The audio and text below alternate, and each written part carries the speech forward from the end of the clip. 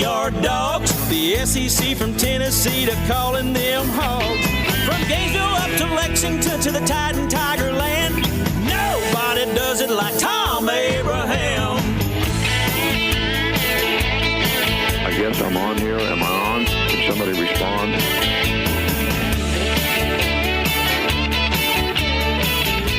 Hey, good afternoon, everyone. Welcome to Throwback Thursday in the Doghouse, our final Throwback Thursday of the season, because next week it'll be Beat the Big Dog Thursday, and Grizz won't have to go through all that figuring out what he was going to play on music and so on and so forth for Throwback Thursday. So I'm sure he's stoked about that.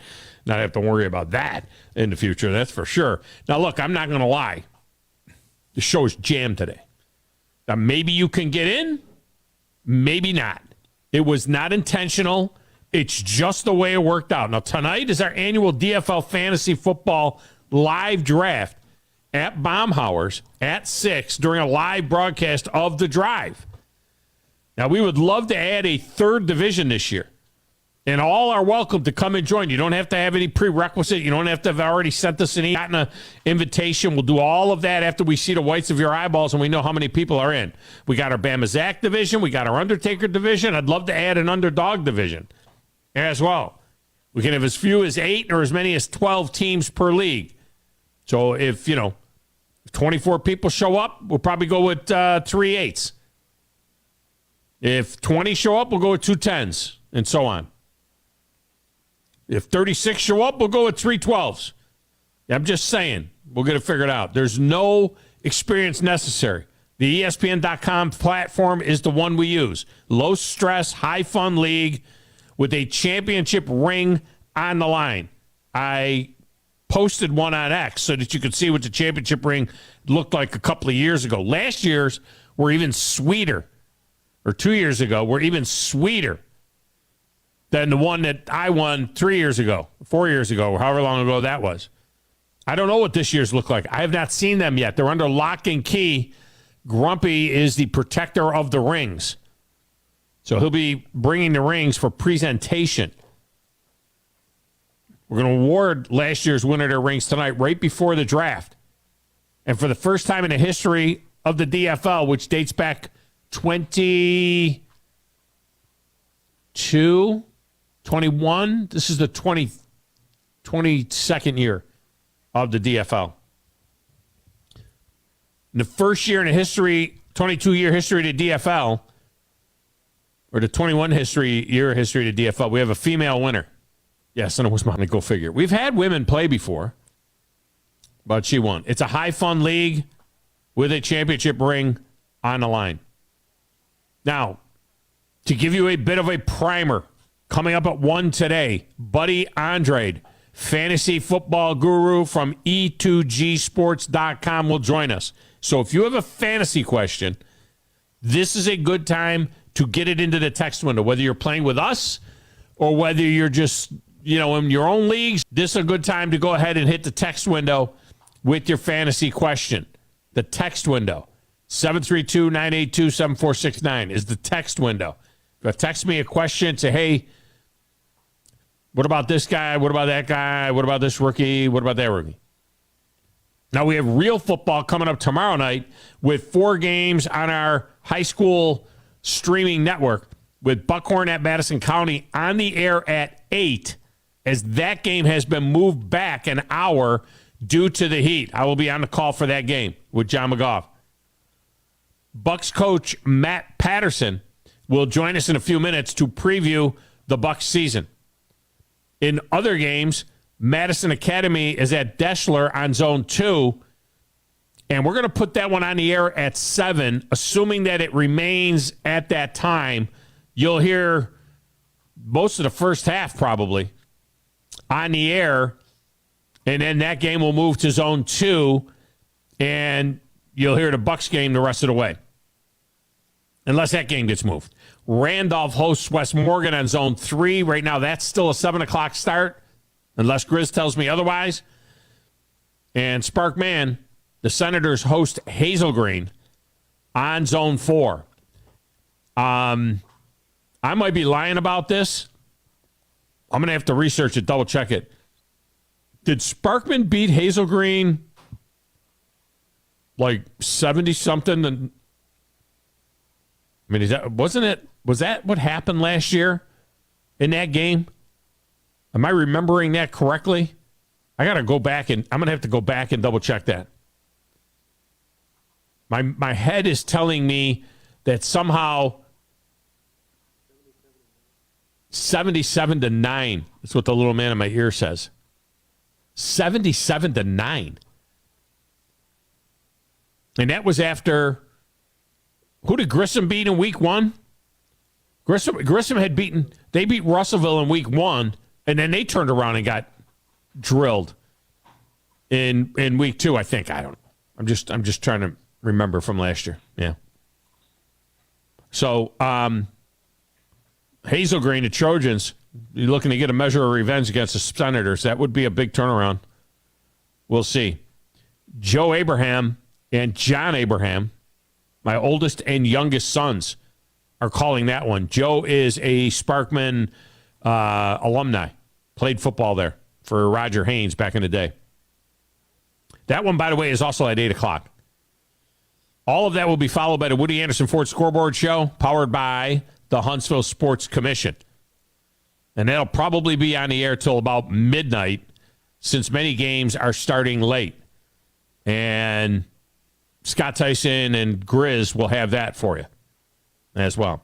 Finally, later in the second hour, author Jeff Miller will join us to discuss his new book, Teammates for Life, chronicling the 1972 Auburn Tigers football team that was picked to be in the middle of the pack in the SEC and ended up 5th in the country after the Bama punt win in the Iron Bowl, where they blocked 2 punts late in that Iron Bowl.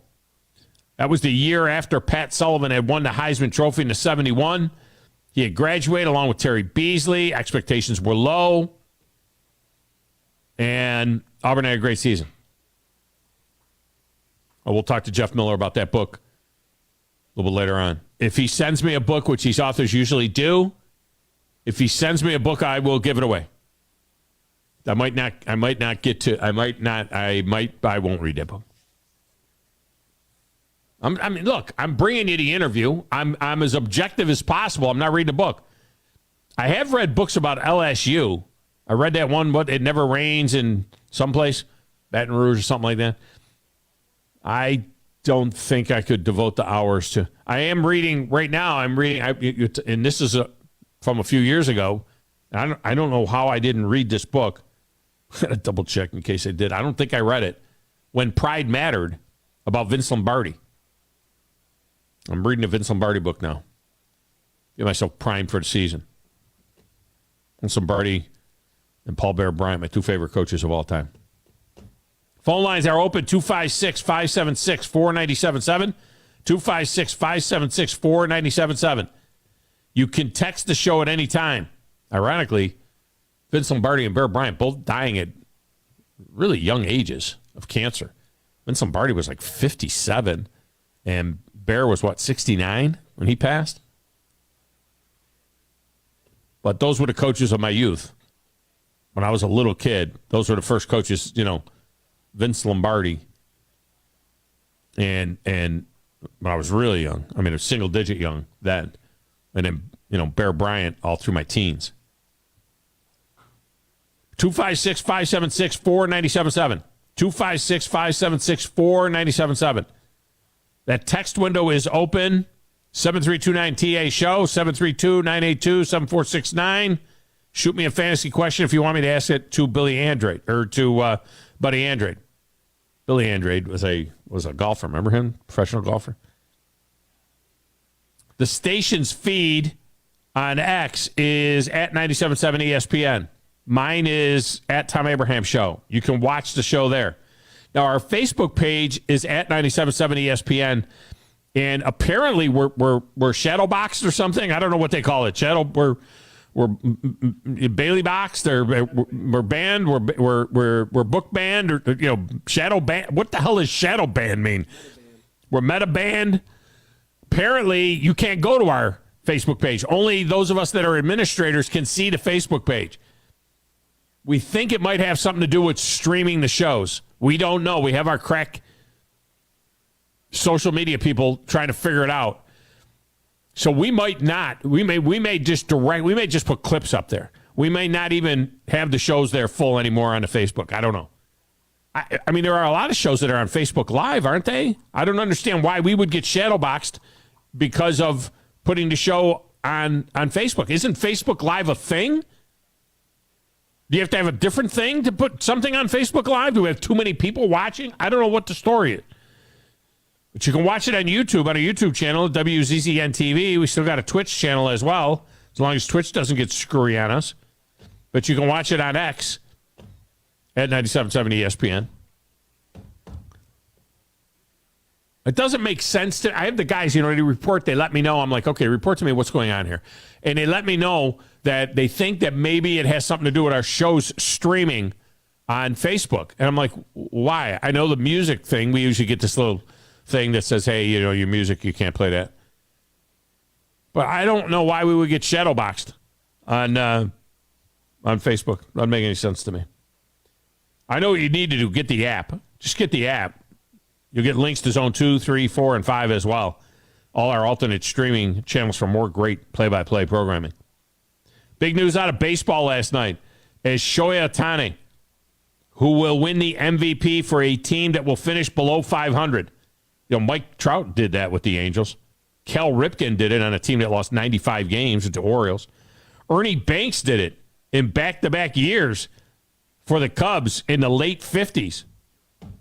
Anyway, Ohtani has a tear in his UCL in his pitching elbow. Now, this is a thing that normally requires Tommy John surgery and takes a pitcher out for nearly a year. Ohtani can't continue to DH, but who knows when or if he will pitch again. He's 29 years old. He's already had Tommy John on the one elbow. Allegedly, when you have a second Tommy John, it creates, really makes you fragile. I mean, is a 29-year-old DH still worth $500 million? You pay $50 million for 50 home runs? $1 million a home run? And for how many years do you do that? You're going to go 10 years with a guy that's going to be 30 next year? If he's just a DH? Is it time for him to take up a position? Is he going to be a first baseman or a right fielder? Not that he couldn't throw, from right field. He couldn't even do that if he has Tommy John now. So he's a DH next year. You know what I think, personally? You got to become a closer. That's what I think. That makes the most sense to me. Doesn't pitch in 24. He's just a DH next year. Gives you a 280 average and 50 home runs. And then he's a closer starting in 25 when he's 31 years old. I mean, how long out do you want to go with the guy? It's going to be fascinating. And by the way, you can do that. You could be a DH and then come in and play a position. What happens is if your DH comes in and plays a position, you can't DH for the pitcher anymore. Well, what if he's the pitcher? Then he can hit. Then he continues to hit. So you could be the DH in the game and come in the ninth inning and close. And then if you come up in the bottom of the ninth, if the game's not over, then you can hit. You can hit the top of the ninth and close the game in the bottom of the ninth. So that is those are all doable things. I think that's the only answer for that guy.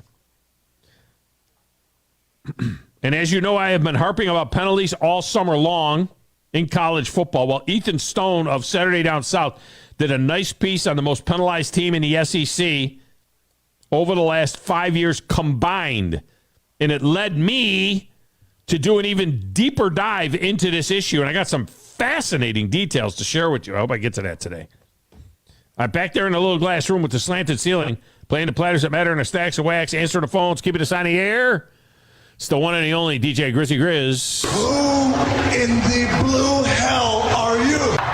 What is your name? Detective. It doesn't matter what your name is. I'm I'm the producer of this show. If I didn't step up, you're nowhere. I put this thing together out of spit and polish. I think this is one of the traits of a really good producer. Keep the talent happy. I'm all jacked up on Mountain Dew. Now, Tom. Hey, Tom. Testosterone high today. Testosterone, whatever the it is. It really doesn't matter what you think. It really doesn't matter what you say. Any of you play sports?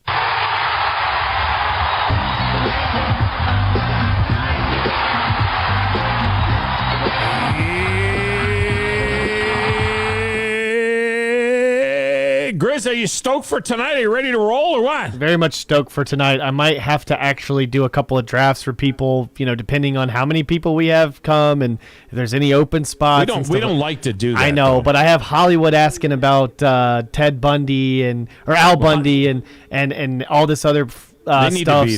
So I can't believe I just got his nickname wrong. Al Bundy to do his draft, and Ted then Bundy Kramer's not going to be there. I mean, Kramer might be at the Trash Pandas game Zoom calling from there. So I don't know. We'll have to see. Maybe we let Kramer. I hate doing this. I know. I don't want to do this. And let me tell you something right now. I'm making executive decisions right now. I mean, you're one of the commissioners. We had 2 commissioners last year because we've had 2 leagues for the last several years. I'm going to tell you this right now. You have been moved into the Bama Zach League. You are not a commissioner of my league. Oh, nice. Okay? Yeah. You are not, and I have drafted the Bandy Man to be a commissioner tonight of the second league. Okay. Which would be the Undertaker League. So I just got put in a harder bracket. Wonderful. Yes. Yeah, you have now moved I couldn't win in the easier one. Well, because I want to play against you. So you are now moved over into the Bama Zach League. And I'll have to give Bandy all the emails. Well, I told Bandy to get with you. He hasn't got with you yet. Oh, he's gotten with me. I'll give him. Okay. I'll give him all the emails and stuff. You get him all the information. Well, you can gather information too. You don't know if the same guys are playing. Like for example, Dirty Dave's not playing. He can't come tonight. He won't be there. But yet we'll have Brandon, and we haven't had Brandon in the past. Brandon wants to know if there's any restrictions on team names. Not really. Yeah, the short answer is no. As long as I can say it on the air, and it can have a little double entendre in there. But if it's so bad that I can't say it on the air, then you might want to rethink that. But what was Grumpy? Remember Grumpy had one a couple of years ago that was kind of edgy. Yeah, I can't remember. I can't remember what it was. Most of them are edgy. Most of them are a little bit edgy. So feel free. Now the Junkyard Babe will be there tonight, and she will be drafting a team because she's a defending champion. So she'll be getting her ring, and then we'll see. So there's some new people coming. There's a rumor that LSU Lynch is going to be there with his boys, and then on the other hand, there are some people that like Magoo won't be there. John Boy Dewey Magoo is working, and Smokey Mike, he's working a night shift at the Publix. He's what do they call it, a butcher.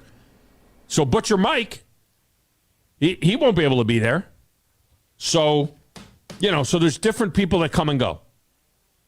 But you're going to want to make sure that you're there, and then we'll put you in a league. You just show up, we put you in a league. Now, listen, bring something, okay? Bring a magazine. Bring something where you can scratch off names. You do not want to be the guy in the 8th round that says, has Patrick Mahomes been picked yet? Don't be that guy, please. When he's got a sheet right in front of him. Yeah, have something where you can, whether you print it out or whether you get a magazine, spend the $8, get a magazine so that you have the quarterbacks listed and you have everybody. And it's even better than that doing it on a tablet or your laptop because you can't cross them off on your tablet or your laptop, possibly. And so you want to have something. And last year I did print out like 4 or 5 sheets. So if you can, we can have a couple of extras for people to share. Again, not preferred for us. I know. Now you are printing out though the grids, right? Yes, I have it all set up, ready to go. I don't have them printed out, but they will be ready by the time I leave today. And they'll probably be incorrect. Text window from Bama Chris. Tom, are you saying that there is a fantasy draft tonight? Oh, my gosh. Do we have to be there to play and draft? Yes, you have to be there to draft. You don't have to be there to play. Bama Chris. God, we've been talking about this for 2 weeks. Yeah. Yes, the fantasy draft is tonight, 6 o'clock at Baumhauer's. Live draft. Be there. Live draft. Live draft. Now, here's the thing. Once we have our team set, you will then get, the commissioners will put your teams in, and then you'll get emails inviting you and all that stuff, and then you can start doing whatever. Everything else then gets done online on the ESPN.com platform. Live draft tonight. And one guy that I haven't heard from in a while, I don't know if he's listening right now, Arizona Jay. He was in our league last Arizona year, Jay. and I have not heard from him. Yeah, I have not heard from him, and he drafted last year in ours, so I don't know if he's coming or not. I mean, Jay, I sent emails, I sent reminders this morning. Hey, that's all you can do. That's all you can do. Just be there. If you're there, hey, I don't care if we got one league. If we got 1 league, 2 leagues, 5 leagues, doesn't matter. 1 year, I had 12 leagues, Grids. I had 12 10-team leagues 1 year. I had 120 people playing fantasy. Hey, knock that off. Kramer says, definitely do not draft me a team if you guys don't need me. Laugh out loud. Do not draft me. Why don't we just, can we auto? Oh, well, hey, we're writing it down, yeah. If they were doing it from their phone and we did it live, we could do it like that. Right. All right. Let me get a break in here. I got other things I need to get to at some particular point in time, but I need to get to Coach Patterson. All right, we're going to do a little coach talk with Coach Patterson. Matt Patterson is the head football coach at the Buckhorn Bucks. We'll talk to him next. It's the Thom Abraham Show here on 97.7 ESPN, The Zone. Thom Abraham here for my friend Brian Hamaker and his team at North Alabama Mortgage. Look, buying a home is the biggest purchase you will make in your life, and it can be a bit intimidating, so you want people that can help walk you through the mortgage process and get you the best deal possible. That's what North Alabama Mortgage does, and they do it in Alabama, Tennessee, and Florida, from first-time purchases to refis, conventional, VA, FHA, and USDA loans. They have the solution at North Alabama Mortgage. Visit NorthAlabamaMortgage.com to learn more. That's NorthAlabamaMortgage.com. The kitchen is the heart of any home. It's where the family gathers. It's where kids discover old recipes and make them their own. Just starting out or just now getting started on the dream kitchen you've always wanted? I'm Chris Haygood, and from all of us here at Bob Wallace Appliance to the home builders and the homeowners of the Huntsville area, a heartfelt thank you for buying local. We're in Huntsville, Florence, and Coleman, and online at bobwallaceappliance.com. Are you tired of chasing a roofing contractor to show up on time, or even show up at all? I'm Sam Fleming with Fleming Roofing and Restoration. Our motto at Fleming Roofing is we show up. Our goal at Fleming Roofing is to provide the reliable customer service that you deserve, and we have the resources to meet all of your roofing needs: residential, commercial, industrial, replacement, or repairs. We are manufacturer certified for roof coatings, single-ply membranes, and asphalt shingles. Whenever you need a roofing professional you can count on, call Fleming Roofing and Restoration. We are committed to finding the solution that meets your needs. We don't have quotas or heavy-handed sales tactics. Fleming Roofing, we have expert experience. We show up. Free estimates: residential, commercial, industrial, replacement, or repairs. Check us out at FlemingHSV.com. FlemingHSV.com. When you need a quick response, it's Fleming Roofing and Restoration. We show up.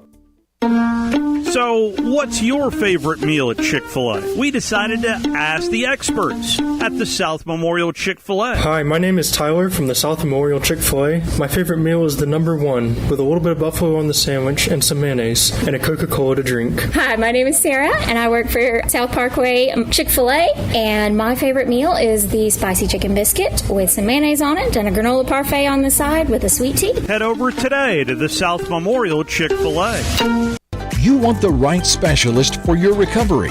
At SportsMed Orthopedic Surgery and Spine Center, we understand every body is different. Your muscles and bones are unique, as is your body. Our SportsMed specialists offer innovative treatments and minimally invasive procedures, allowing you to quickly return to the life you love. Locations in Huntsville, Madison, Athens, and Decatur, and on the web at sportsmedalabama.com. Improving performance, improving lives.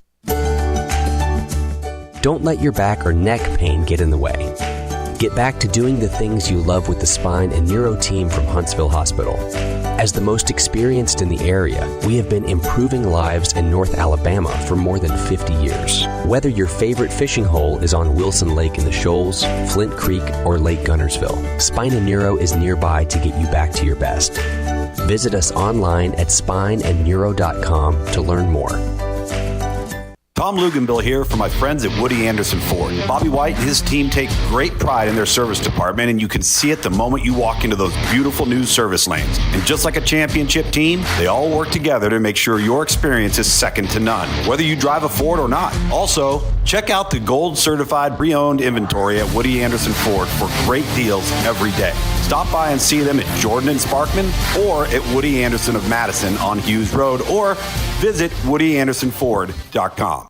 From the Fox 54 Weather Center, I'm Chief Meteorologist Jordan Dressman. A mostly to partly sunny sky this afternoon. Temperatures climbing into the upper 90s. Some of us going to be talking about the lower 100s. Heat index is going to be climbing anywhere between 109 and 111 degrees. Not a drop of rain in the forecast. We only drop into the mid-70s through the overnight, early into your Friday morning. Mostly sunny sky through Friday afternoon. Temperatures climbing consistently into the lower triple digits. It is going to be an incredibly hot evening for Friday night football across all of North Alabama, Southern, Middle Tennessee. I'm Chief Meteorologist Jordan Dressman on your home for ESPN Radio 97.7 ESPN The Zone.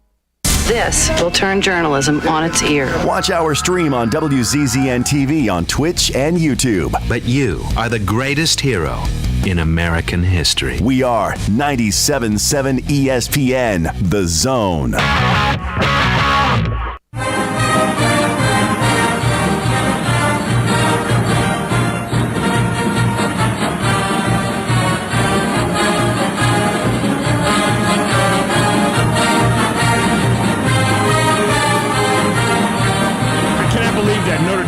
Off the Buckhorn Bucks fight song. Welcome back.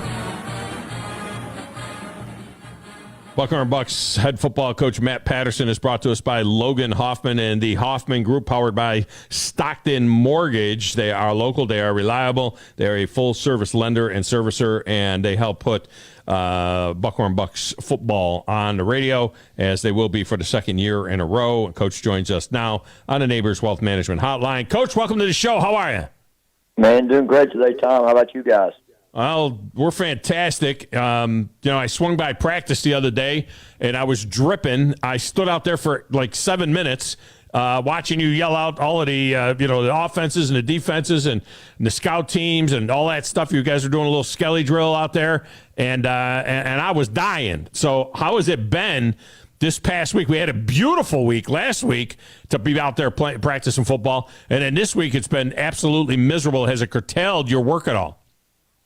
A little bit.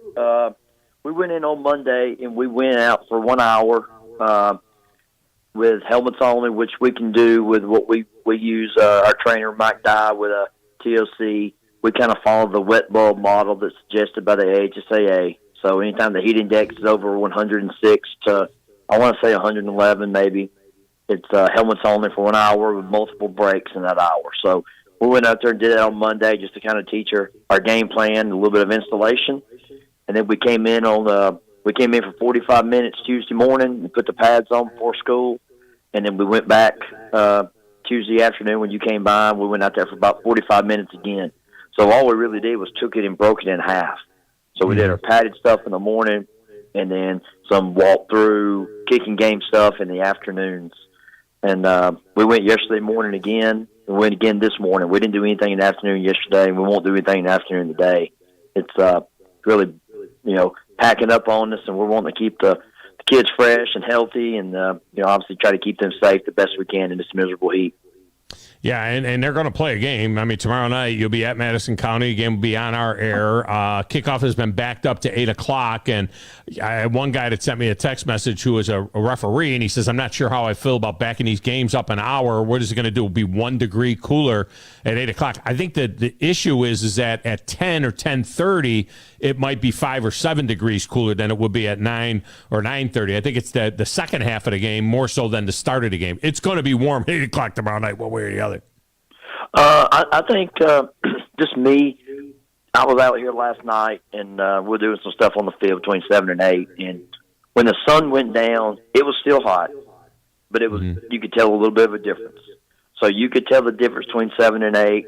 I want to say the night in my truck, it was like maybe 94, 93 at 7. And when I got home, it was maybe like 86, 85. Yeah. And it's still hot, but you can definitely see that when the sun's going down, the temperatures are dropping. So I think that's, I'm really glad the state allowed us to make those decisions.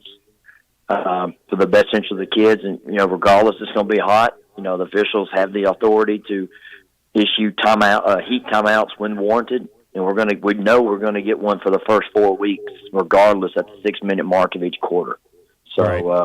We'll take it easy. We're going to play a lot of guys tomorrow night. We got a lot of guys that are, going to get a lot of playing time and, really still competing for some jobs. I mean, we got some guys that have done a really good job in multiple positions that are going to have to battle it out and see them live against somebody else a little bit more. So that's a good thing, Tom. We'll play 35 to 40 guys for sure tomorrow night early, and then play more as needed down the line.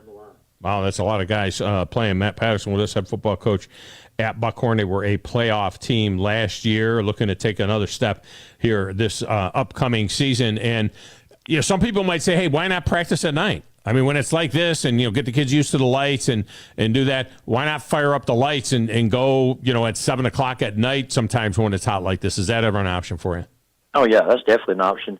I don't like doing that on Wednesday nights, obviously, with church. Right. And we've been practicing on Thursday mornings a little bit before school, try to give them more time off before game day. And, right. It's just some things that we like to do, and we knew that the heat was going to be about 78, 79 degrees, and we could get a lot of work done. Only thing I don't like about going in the mornings is how much dew's on the ground and, wet footballs and everything like that. You really can't get a lot of your passing game done. That's when you were here Tuesday, we were doing the pass skelly in the afternoon. Not padded, but was able to give each side scout looks and things of that nature that we needed to see. Right. Is there anything, you got that great training staff from the Huntsville Hospital and TOC. Is there anything that they tell these kids leading in? Because a lot of times the kids think, if they just drink water on the day of the game or the night of the game, they'll be okay. But is there anything specific that, as far as hydrating all week long, or are you guys pickle juice guys, or you got any kind of little goofy stuff that you like to do to replace those electrolytes? We do a lot of liquid IVs. That you can get at Costco or Sam's, or you can get them at the grocery store or wherever. Just, you mix in your drinks. A little salty for them, but it's supposed to be a faster replenishment there of fluid. Mm-hmm.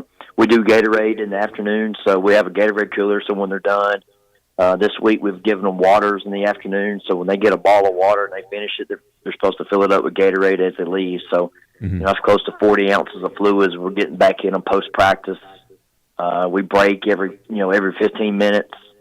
We got water bottles around. They got water trays at their stations, where they're doing their individual drills. So we try to water them as much as we can. And, when you got your guys that are veterans that's been through the Friday nights and they know what it takes to hydrate to get ready, usually it's the kids that ain't really done much on the Friday nights.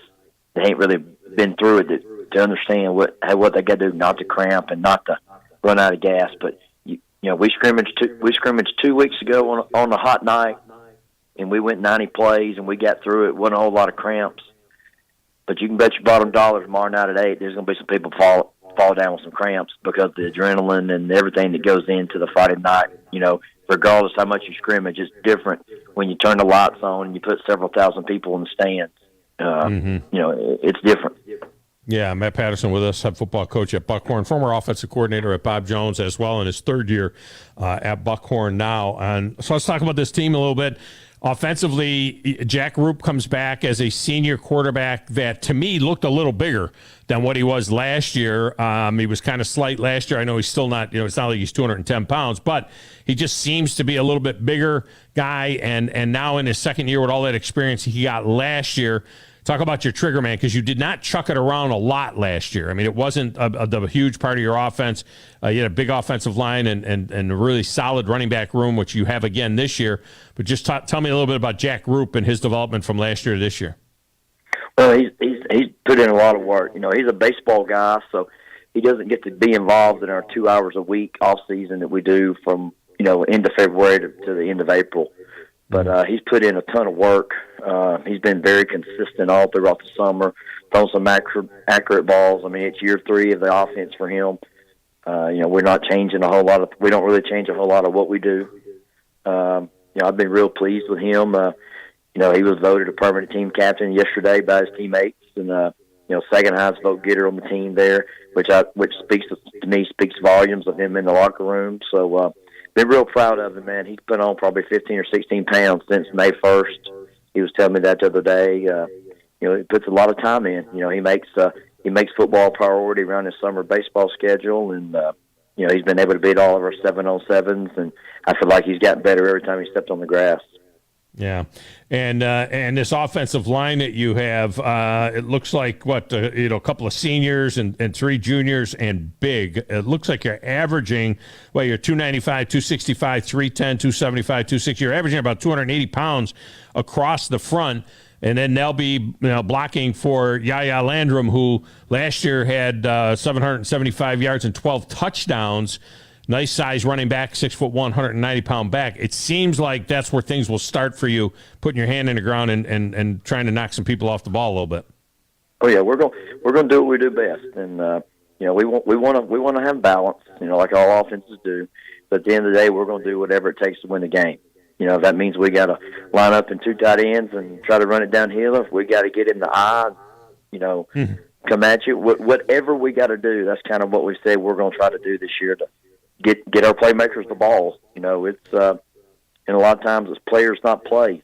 You got to get the guys the ball that can make plays for you. And I'm really excited about a couple of guys there, like you said.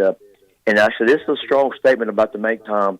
You saw us in all 11 games last year. I thought Terrence Robinson was the first 1,000-yard running back here since I think 2010.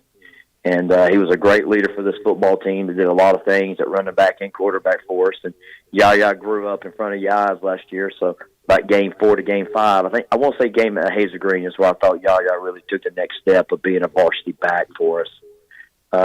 We may be better at running back right now in game 1 than we were last year. And that's because Cameron Swain can come in there and take touches and not miss a beat. So I don't want to say we got a 1 and a 2. I want to say we got a 1A and a 1B. Right. Like I said, both of those guys are starters. But one of them is going to be take the first snap. But other than that, they're both starters. Those 2 guys are going to touch it, multiple times a night, and there's going to be names that you get to call multiple times every week. So really proud for both of those guys. And on the other side of the ball, you got a new defensive coordinator that comes in, kind of got in there a little bit late, but it doesn't look like you have changed things much schematically. But, boy, you are strong up the middle, especially on that the first level and the second level, where you bring back some real studs on the interior defensive line and that inside linebacker spot. Yeah, oh, yeah. We're going inside linebacker spot. We got 3 guys as a main stage right there. Jordan Edwards and Gavin Stay. They're going to play Mike for us tomorrow night, and they're going to play, probably about every other drive. We're going to roll them in and out of there and let them play it out. They've both had great fall camps. Colin Fielder's going to play our will linebacker. We're in our 4-2-5 scheme. You'll see us play a little 3-4, what we call our nickel. But the reason we're going to the 4-2-5 is we feel like our best 11 players involves 4 D linemen. Harlan Pitts will be at defensive end, moving him down from an outside linebacker position. He's got a really good get off on the ball and is strong enough to hold his own in his gaps. And then Jaden Rice and Ian Harrell up the middle have really they've had probably 2 of the best off seasons I've seen since I've been here at Buckhorn. They weigh about 290, 280 respectively. Really got really good athleticism for guys that size. And then E.J. Hall, 10th grader, will be the other defensive end for us tomorrow night. And this guy's electric, got a motor, kind of undersized. You look at him on paper, but he plays bigger. He plays bigger than what he is. And he's going to make some plays tomorrow night, Tom. He's going to be all over the place. If you don't block him, he's going to find the football. We got A.J. McGrady and Jamari Witcher at our outside linebacker spot, 2 seniors right there that'll probably rotate again, which I'd like to say there's 1As and 1Bs. It's not 1s and 2s. We got some Austin Childress, would been our starting free safety, tore his knee up in the James Clemens spring game. He's worked his tail off to rehab to kind of get back to see, whether he gets the football or not. He'll be back for basketball. And in all of my 15 years of coaching, I've never seen a kid work this hard coming back from a knee injury. And knee injuries can be really mentally draining. But really like our secondary. I like Alex Gilray's leadership at corner, and young guy we're going to start tomorrow night at corner named Dalen Scott, young 10th grader. I think he's got a bright future for us, and I expect him to make a bunch of plays tomorrow night too. Yeah, good-sized kid as well. Now, you mentioned going to an even front. Your nose, Ian Harrell, who was a stud last year as a freshman, just a sophomore now at 6'1", 285 pounds. In this front, I mean, is he a guy that will play in a shade on the center, or do you play that as a one technique or in the gap? How will you set up your interior guys? We made it real simple for Ian. When we're in the 4-man front, he's the A-gap player. So if he wants to be in a shade, he wants to be in a one. Yeah. He wants to be in a one technique. His job is to disrupt the A-gap. Well, that makes it easy. Unless we got him moving, and they've done a real good job with our fronts, and we're going to be multiple up front. We're going to play games. You'll see some twists, you'll see some loops, and pinches, and what we call pops, and a lot of games up front. Our D-line coach, Peyton Wilson, does an outstanding job with getting those guys ready to play and get them in the right positions. And we got some depth there. Sammy Scruggs probably won't be ready tomorrow night. Defensive end played some last year. Had a pretty serious hamstring issue throughout the first month of fall camp. But, really excited about those guys. And then, again, we're also multiple enough that we can play a 3-4. So, again, in certain situations, you'll see that. So... Yeah, and there's a name on that defensive staff. I don't remember if he was on this staff last year, but your linebacker coach, Will Ignat, anybody who's a fan of anything Buckhorn will remember him and what a great career he had there as a player. And it's got to be nice to have somebody like that that has that kind of experience, and it is a Buck for life to have him back and helping out your linebackers. Oh, absolutely. We actually got 3 Bucks for life on our staff. Peyton Wilson was a player here in 2000, I think 16, 17. Ignat was in that same class range, and then the other outside linebacker coach, Jordan Barnett, graduated here my first season. Has helped us the last 2 years, and the 3 of them, come back here, and they don't have to be here. None of them are teachers. They're all volunteer assistant coaches. 2 of them are in school. One of them is works at a company outside, and they come here on their own, get a little supplement, and they coach for the love of the game and the love of Buckhorn, and that's they don't. I mean, I can't say to them all enough how much that means to me. It means to this program, to these kids, because the kids know that too. And by the way, if you get it close, you got a kicker in Van Reed who makes all his extra points. Good field goal kicker as well, and he is a senior, and guy's got a nice leg on him. So it's always nice to have that. A lot of high schools, even at the 6A level, don't necessarily have a kid that can be as good as what Van Reed gives you. Oh yeah, Van's.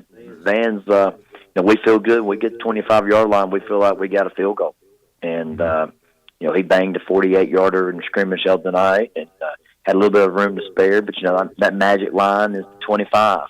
You feel good about anything in 25 end. He's great with kickoffs. He's been consistent about the 3 to the end zone the past week or 2. So I mean, it's money if he can put it in the end zone in high school and then start on the 20. If we were in college, everything would be a fair catch. Everybody's fair catching them now inside the 25, and that's a rule that colleges don't need nobody putting in end zones anymore. I had a college coach tell me this spring, if you can put it inside the 10, we're good. Yeah. So good stuff.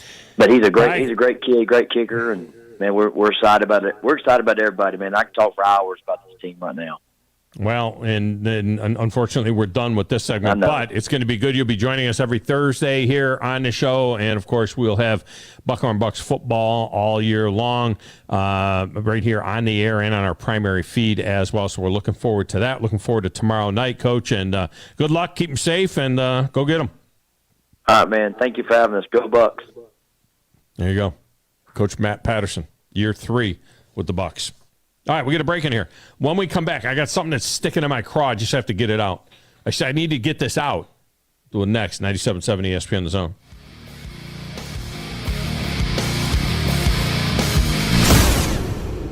The kitchen is the heart of any home. It's where the family gathers. It's where kids discover old recipes and make them their own. Just starting out or just now getting started on the dream kitchen you've always wanted? I'm Chris Haygood, and from all of us here at Bob Wallace Appliance to the home builders and the homeowners of the Huntsville area, a heartfelt thank you for buying local. We're in Huntsville, Florence, and Coleman, and online at bobwallaceappliance.com.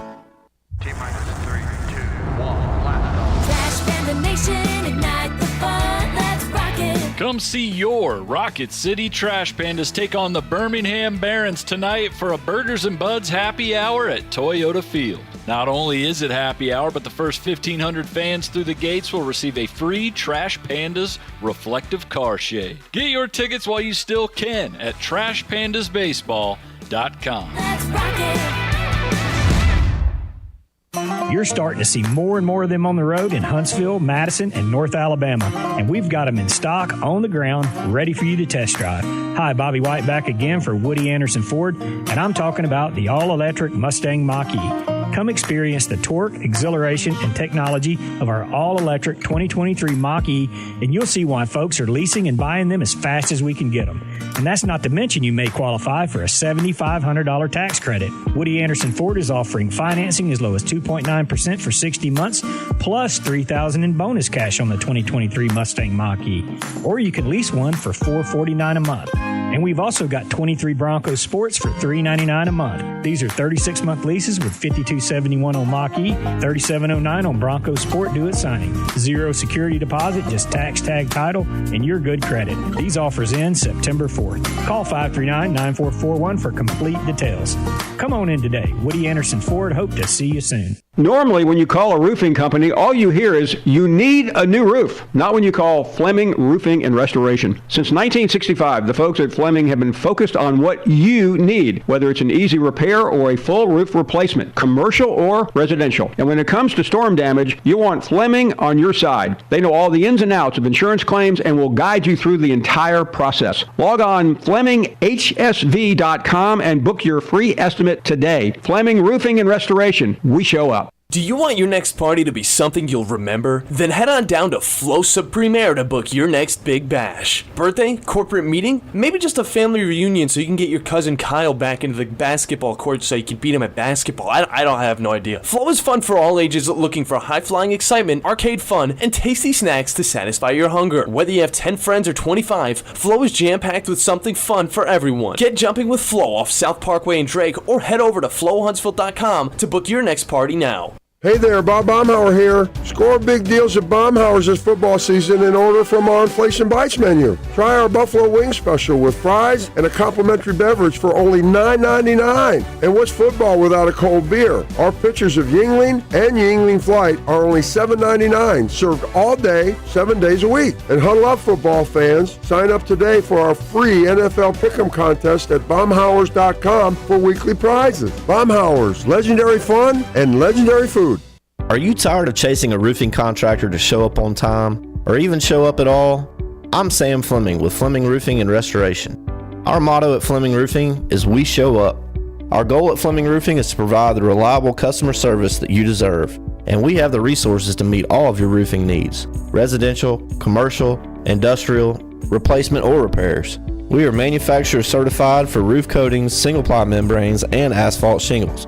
Whenever you need a roofing professional you can count on, call Fleming Roofing and Restoration. We are committed to finding the solution that meets your needs. We don't have quotas or heavy-handed sales tactics. Fleming Roofing, we have expert experience. We show up. Free estimates, residential, commercial, industrial, replacement, or repairs. Check us out at FlemingHSV.com. FlemingHSV.com. When you need a quick response, it's Fleming Roofing and Restoration. We show up. Injuries at work happen all the time in Alabama. So do motor vehicle and slip and fall accidents. If you're hurt at work or injured in an accident, I want you to call my good friends at Pond Lehocky Giordano. That's Pond Lehocky, Alabama's injury law firm. They got your back just like they've got mine. For personalized legal support, reach out to Pond Lehocky at 855-774-3838 or pondlehocky.com. No representation is made that the quality of the legal services to be performed is greater than the quality of legal services performed by other lawyers. From the Fox 54 Weather Center, I'm Chief Meteorologist Jordan Dressman. A mostly to partly sunny sky this afternoon. Temperatures climbing into the upper 90s. Some of us going to be talking about the lower 100s. Heat index is going to be climbing anywhere between 109 and 111 degrees. Not a drop of rain in the forecast. We only drop into the mid 70s through the overnight, early into your Friday morning. Mostly sunny sky through Friday afternoon. Temperatures climbing consistently into the lower triple digits. It is going to be an incredibly hot evening for Friday night football across all of North Alabama, southern Middle Tennessee. I'm Chief Meteorologist Jordan Dressman on your home for ESPN Radio 97.7 ESPN The Zone.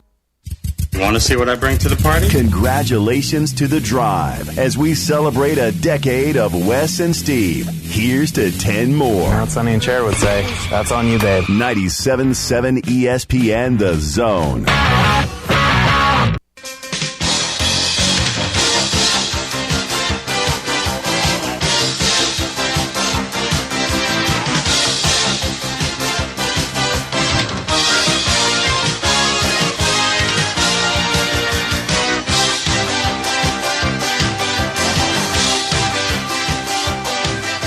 Segment of Tom Abraham Show is brought to you by our good friends at North Alabama Mortgage. Whether you're in Alabama, Tennessee, Florida, North Alabama Mortgage has you covered for all your mortgage needs. Get the home valuation and see what you can do by refinancing or buying new with North Alabama Mortgage team of experts in your corner.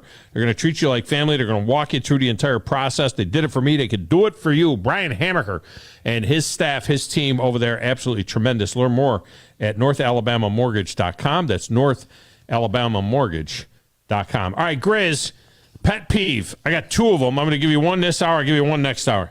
Pet peeve of mine, okay? So the Braves hammered the Mets again last night. Of course. They beat them by a touchdown, 7-0. 11 Ks for Charlie Morton, okay? And what's the story today? The Mets are retiring Dwight Gooden and Darryl Strawberry's number. Dwight Gooden's number 16 and Darryl Strawberry's number 18 will be retired in separate pregame ceremonies next year. These two guys were integral parts of the last World Series title in 1986. But goodness gracious almighty. Now look, in fairness, I say this about the Yankees as well. I say this all the time. I do not believe that your number should be retired unless you are a Hall of Famer. Period. The Yankees have way too many numbers retired. Yeah. Paul O'Neill was one of my favorite Yankees ever. His number should not be retired. You know what I mean? He was a great Yankee. His number should not be retired. He's not a Hall of Famer. Okay? But in the case of these two guys, not only are they not Hall of Famers, Gooden's career with the Mets ended because he was suspended by Major League Baseball for 60 days in June of 1994 for violating a drug aftercare program. After he left the Mets, he was suspended for the entire 1995 season for repeated violations of his aftercare drug program. Darryl Strawberry was suspended 3 times from baseball for cocaine use and cocaine possession. Twice tested positive for cocaine. These two drug heads are going to have their numbers retired by the Mets. You got to be kidding me. I mean, you got to be kidding me. Yeah, that's in Met fashion. True Mets fashion. I mean, goodness gracious almighty. They're going to retire David Wright's number? Let me go to the lines. Philip. The Philip. Philip, welcome to the show. How are you? Pissed off. So, once again, Gary Carter is left out. This owner, I didn't think it would be possible for there to be a more out-of-touch idiot owner in professional sports other than Jerry Jones until I found out about this guy who bought my favorite baseball team. Yeah, the Mets had 4 retired numbers before he bought the team, and now they've retired 4 more since he's had the team in just 3 years that he's had the team. This would be 4 more. One of which played for the Mets for 1 year. And that would be Willie Mays. Yes. Willie Mays' number 24 for the Mets should not be retired. This is There's no doubt about it. Yeah, it is stupid. There's no doubt about it. Keith Hernandez is not a Hall of Famer. Jerry Kuzman is not a Hall of Famer. His number's retired. Mike Piazza is a Hall of Famer.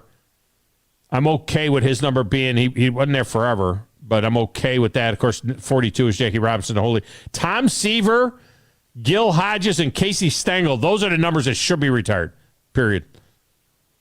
Gary Carter's number should be Gary retired Carter for the Mets. Well, how many years was Gary Carter with the Mets? Do you remember? Quite a while. And if not for Gary Carter, the Mets do not win 86. He was 85 to 89. Yeah, he was 5 years, only 5 years with the Mets. Of course, that's 4 more years than Willie Mays was, and he is a Hall of Famer. Yeah, that's Joe Kidd, man. That's Joe Kidd. How in the world? I mean, Facebook, as you were talking about Facebook earlier, is blowing up. Just like last year with where is Gary Carter? Where is Gary Carter? Yeah. I'm looking at Gary Carter's stats, and this is even more upsetting. I'm looking at Gary Carter's stats right now, his official stats right now, and I don't know what this site, from what site this is. This is on the Google, and I just pulled up his stats. And his first 1, 2, 3, 4, 5, 6, 7, 8, 9, 10, 11, his first 11 years in baseball from 1974 to 1984, it lists him as with the Nationals. The Nationals. Oh, I hate that. You got to be kidding me. That's The like Nationals. The tying in with the Houston Oilers. That's stupid. I think he was dead before the Nationals even happened. I think he was dead. I think you're right. Nationals. One more thing, if I may pontificate. I really wish you would stop doing this whole fantasy crap. That's what's destroyed the NFL. You realize that, right? No. The NFL went to crap when we started doing. There aren't even football fans anymore. Not real ones. You're right. And thanks for the call, Philip. They're playing the music, which means we got to get out of here. He's right to an extent because people just follow players now. That teams, they don't follow teams. But I'll say this: because of fantasy football, a lot more people follow the NFL than ever followed it before because of fantasy football. Yes, they're not hardcore fans of a team, but they're hardcore fans of the sport, if you will. Yeah, I appreciate the player. I get history off of it. I get more facts and everything like that, and it grows me into more of the game. So, but I won't draft the Cincinnati Bengal. I won't draft the Baltimore Raven. I'll draft Drew Brees. I will not draft the Baltimore Raven. All right. Buddy Andrade is next. 97.7 ESPN The Zone. This is SportsCenter. I'm Christine Lisi. An injury to the best player in baseball will have a major impact on the free agent market this winter. Angels two-way superstar Shohei Ohtani, UCL tear right elbow, won't pitch the rest of the season. No decision's been made whether he'll continue to be LA's DH the remainder of the year. Ohtani was expected to receive the most lucrative contract in MLB history as an unrestricted free agent, but how much he gets this winter will depend on the health of his pitching elbow. Clock continuing to tick toward Tuesday's deadline. The Colts have given running back Jonathan Taylor to find a suitable trade. ESPN's Stephen Holder reporting Dolphins, one of two teams who've engaged Indy with actual trade offers. 6 teams have inquired about his availability. Indy's looking for a first-round pick or a package of picks worth similar value in return. Taylor is on the PUP list after off-season ankle surgery. WZZN, Union Grove, Huntsville, Alabama. 97.7 ESPN The Zone. When you call most roofing companies, all you'll hear is, you need a new roof. Not when you call Fleming. At Fleming Roofing and Restoration, we're focused on your needs, whether it's an easy repair or a full roof replacement. Folks around here have trusted Fleming since 1965 for all their residential and commercial roofing needs. And as the area's storm damage experts, Fleming knows all the ins and outs of the insurance claims process. Log on FlemingHSV.com to schedule your free estimate today. Fleming Roofing and Restoration. We show up.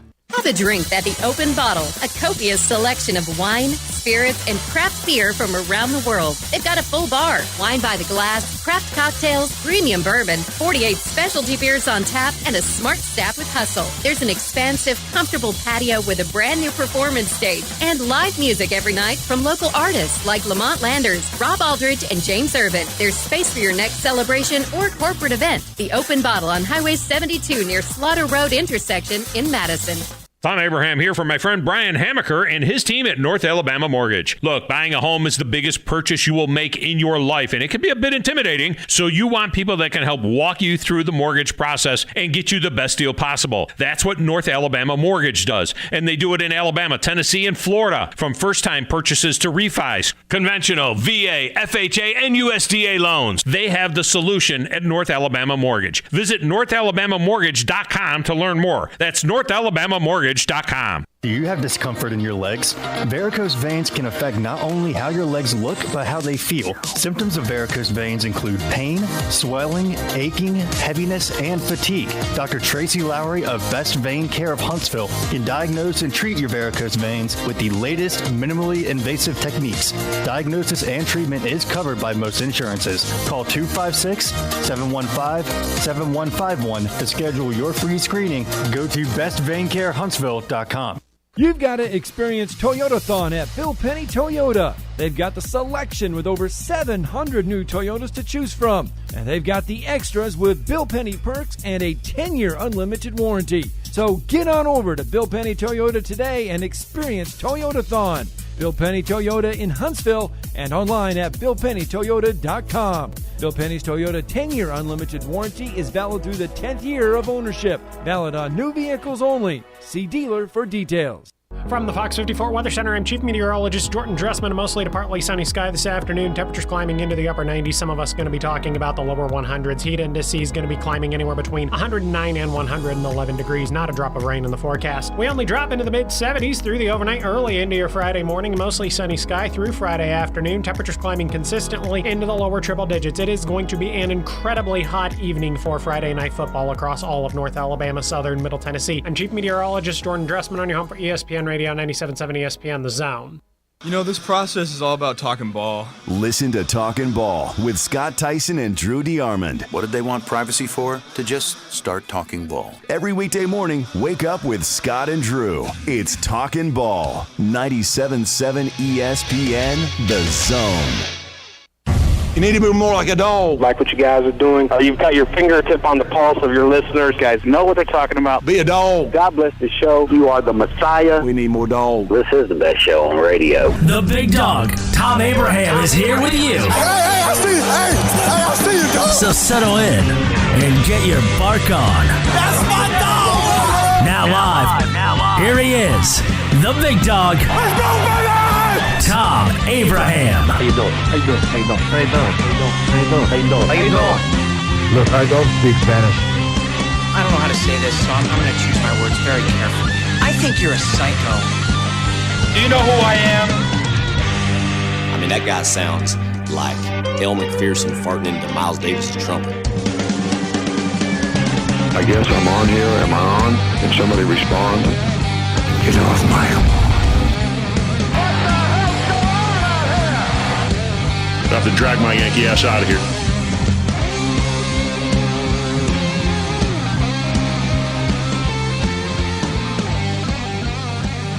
And welcome back. Hour number 2 of the Thom Abraham Show. This segment of the show is brought to you by our good friends at Alumni Hall at Bridge Street is where you'll find Alumni Hall for all your Alabama and Auburn gear, from gifts to tailgating items to the coolest clothing. Alumni Hall next to the Kona Grill, across from Connor's Steakhouse, is where you'll find it. Look the part. Go to Alumni Hall. Tell them the big dog said, hey, when you're in there. All right. Joining us now, a guy that does a tremendous job. He is the fantasy guru from E2Gsports.com. He's got a great guide that is out there for you right now that you can get. And you can get online help all season long. He is Buddy Andrade, and he joins us on the Neighbors Wealth Management Hotline. Buddy, how have you been? I am doing well. How are you doing, my friend? I'm not doing as good as you. I mean, at least your Red Sox are still within shouting distance of the of the wild card. I mean, my Yankees are dead in the water. Yeah, we better have a loud voice if you want to call that shouting distance. Where yes. This isn't. I do have a proposal for you, though. I agree with you on the retired numbers thing. Yeah. But if the Mets do retire Jason Isringhausen's number, the weekend's on me, my friend. I'm taking it to New York, and we're going crazy. I mean, look, and I say this about my Yanks too. I mean, you shouldn't be retiring numbers of guys. You should have to be in the Hall of Fame to have your number retired. I'm sorry, you should. I mean, you're 51. Bernie Williams, I don't know if he's ever going to make the Hall of Fame. He's not a Hall of Famer. Should not be retired by New York. And 16 and 18 definitely shouldn't be retired by the Mets because they're a couple of cokeheads. You know, I mean, you got to be kidding me. Yeah, it is very odd, but do remember where they went after that. Yeah, that's true.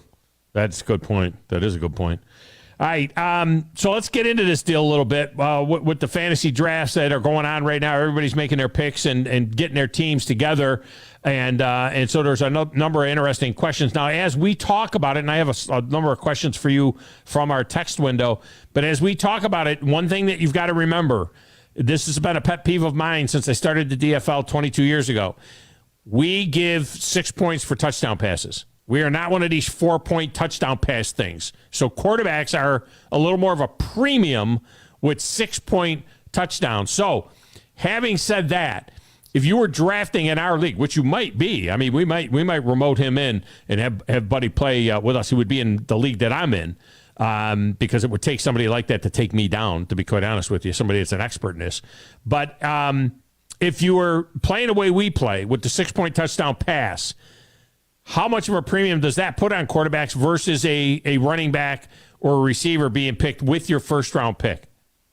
I think there's a lot more of a premium, and I think we're really shifting from where we were 25 years ago, where you could seriously go 1 through 18 in your draft, and it would be all running back. Mm-hmm. And then maybe you'd get a quarterback or a wide receiver. It's getting to the point now where a few running backs are getting taken, but it's wide receivers. And the big thing this year for me is quarterbacks. And I don't know if anybody's talked about this, anybody else has, but this is a huge factor to me. That Philadelphia scrum play is still allowed.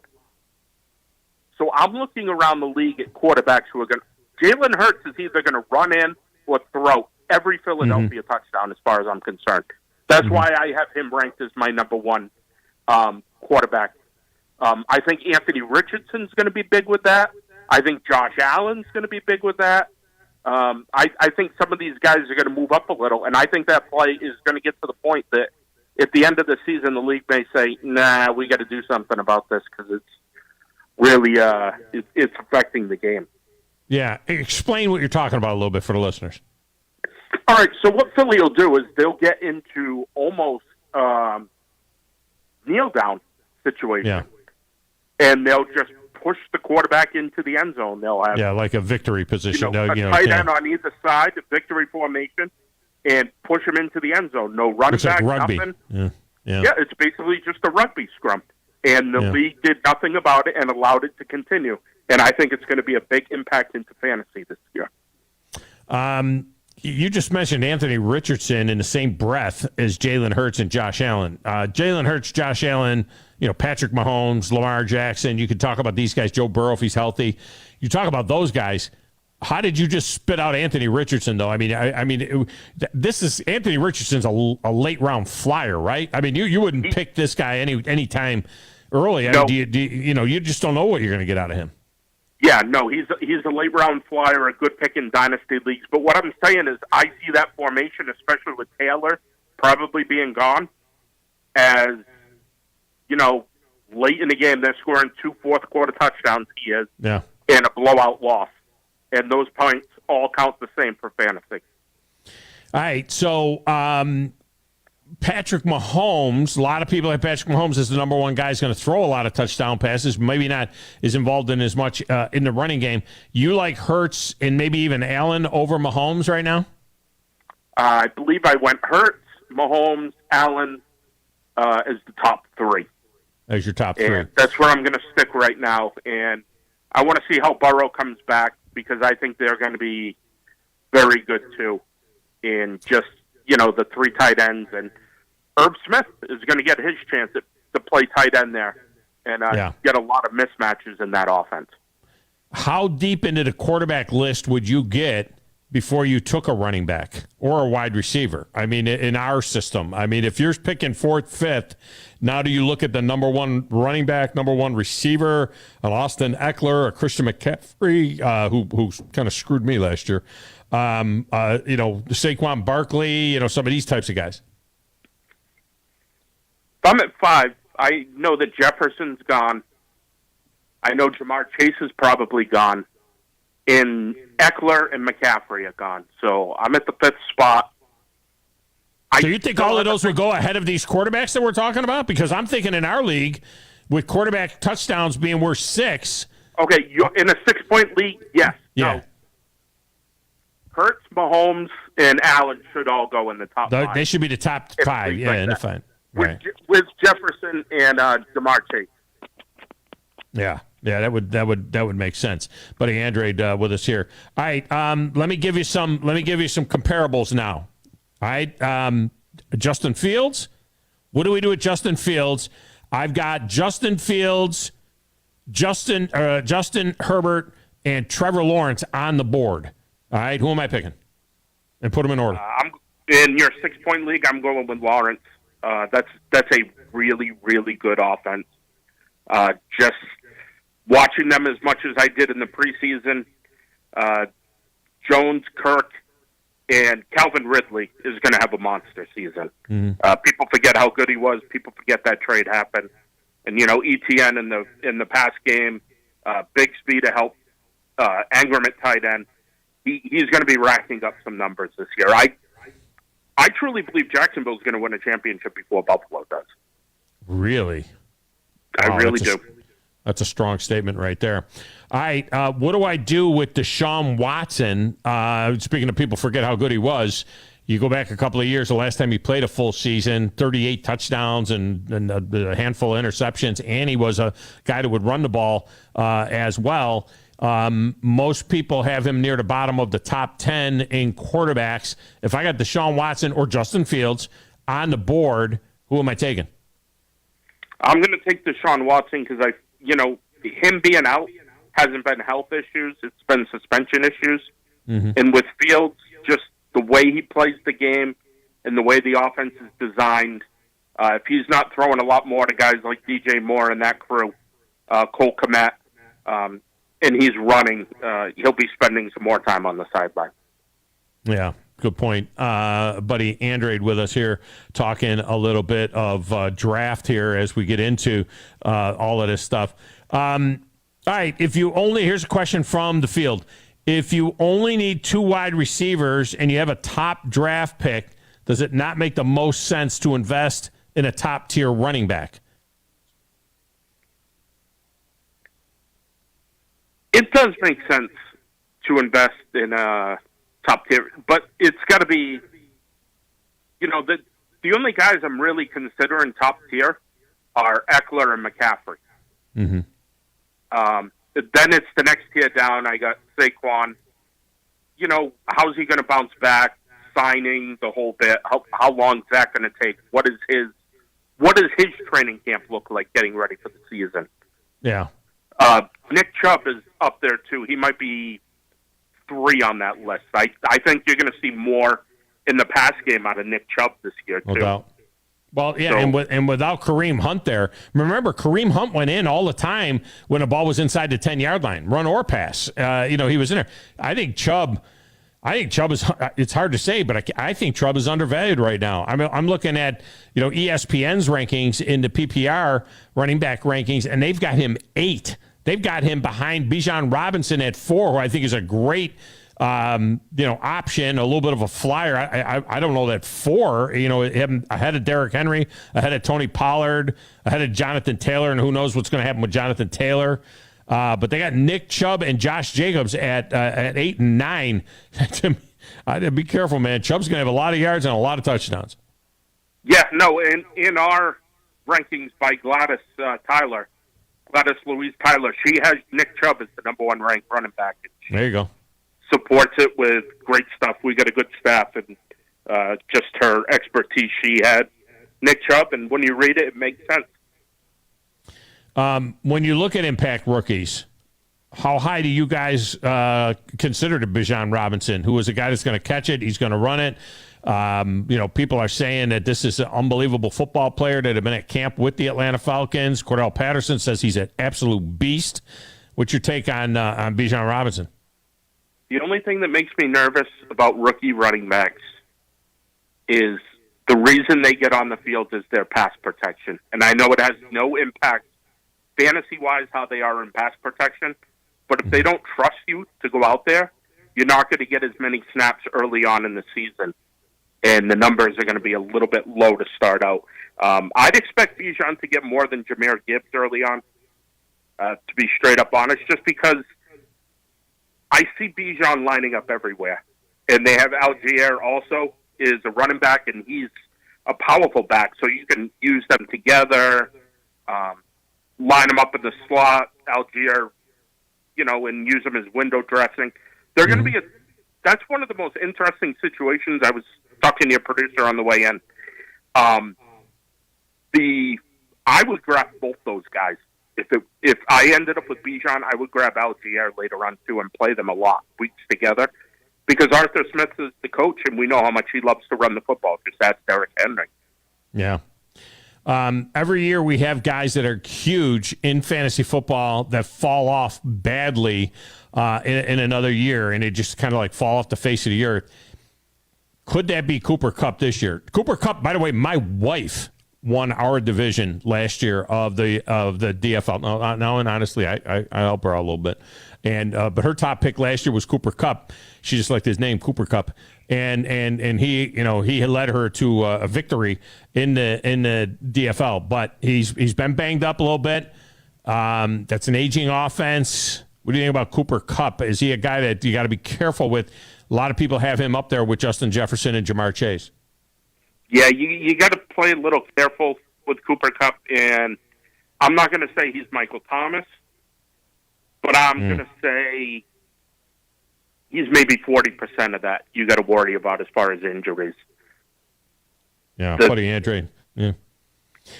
You got to be careful with some of these teams that have great lineups of receivers like Miami and, a lot of balance with the Philadelphia Eagles. Sometimes people see names, but they kind of split those catches and so on.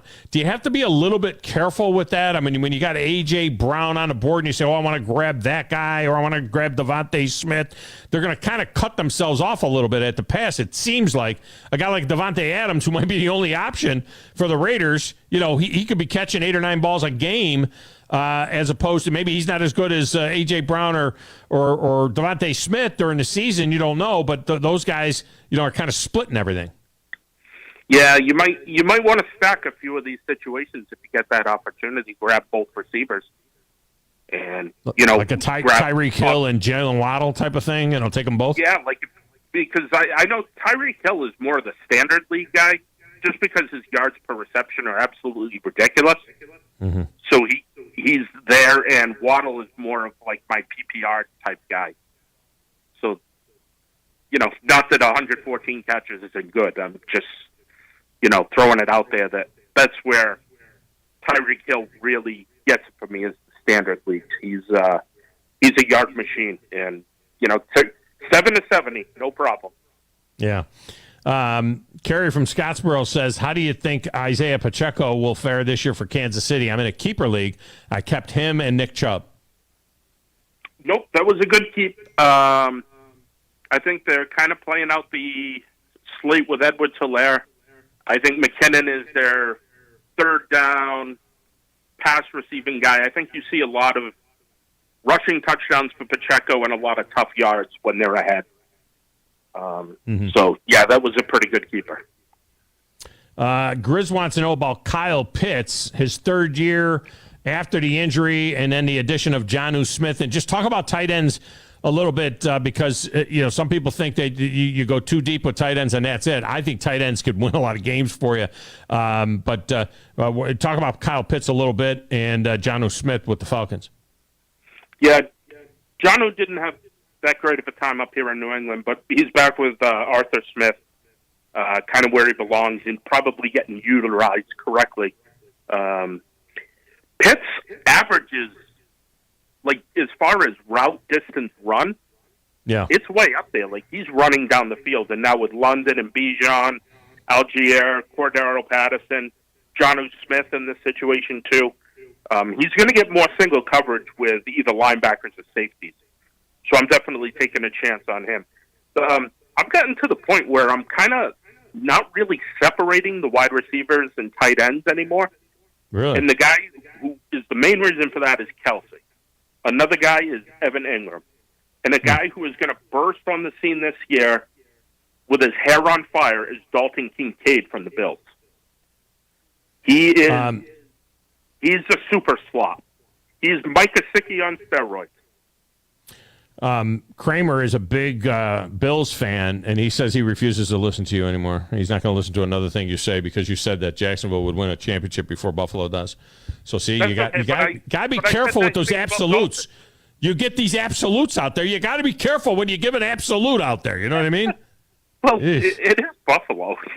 It is Buffalo. It is Buffalo. There's no doubt about it. All right, tell people how. Yeah, exactly. And I'm glad they're building a stadium without a dome. I mean, I'm very, very happy. In Nashville, we got to have a stadium with a dome, and in Buffalo, they're building a stadium without a dome, which I love that because football should be played outside, regardless. All right, tell people how they can get your draft guides at E2G Sports.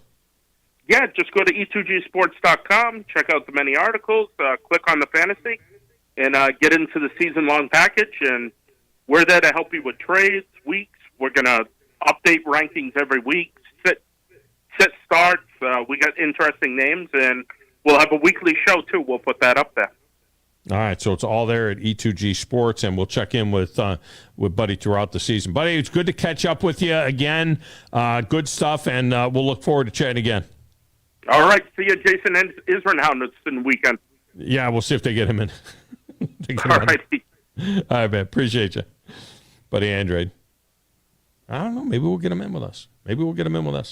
We'll see. All right, let's get a break. When we come back, we're going to spend a little bit of time with Jeff Miller. He's going to join us to talk about his new book, Teammates for Life, which chronicles the 1972 Auburn Tigers football team. We'll do that next, right here on 97.7 ESPN, The Zone.